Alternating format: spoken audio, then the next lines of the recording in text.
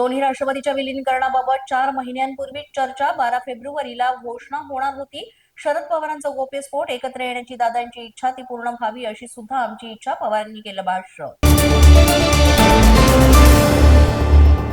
सुनेत्रा पवारांच्या उपमुख्यमंत्रीपदाबाबत शरद पवार अनभिज्ञ शपथविधीबाबत मला माहिती नाही, तो त्यांच्या पक्षाचा अंतर्गत निर्णय, शरद पवारांनी केलं विधान.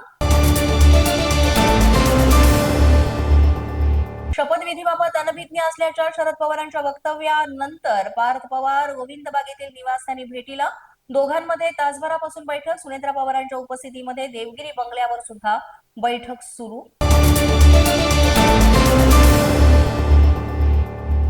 तटकरे, पटेल, मुंडे, मुश्रीफ यांच्यासह नरेश अरोरा उपस्थित. राष्ट्रीय अध्यक्षपदाचा निर्णय देखील आजच होण्याची शक्यता.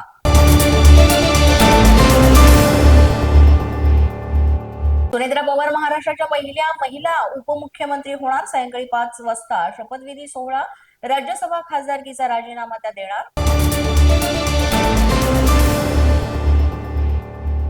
आज दुपारी 2 वाजता विधान भवनामध्ये राष्ट्रवादीच्या आमदारांची बैठक. सुनेत्रा पवारांची विधिमंडळ गटनेतेपदी निवड. अर्थ खात्यासह दादांकडील इतर खात्यांबाबत चर्चा.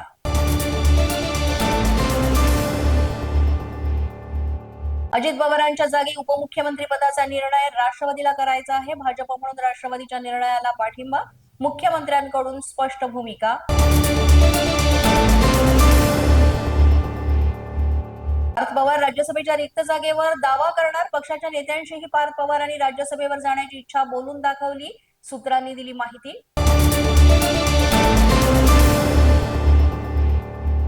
राजकीय घडामोडी पाहता माणसापेक्षा खुर्ची महत्वाची असल्याचं चित्र. 3 दिवसांचा शासकीय दुखवटा संपण्याआधीच उपमुख्यमंत्री पदाचा निर्णय. सुनेत्रा पवारांच्या शपथविधी सोहळ्याबाबत संजय शिरसाट यांची नाराजी.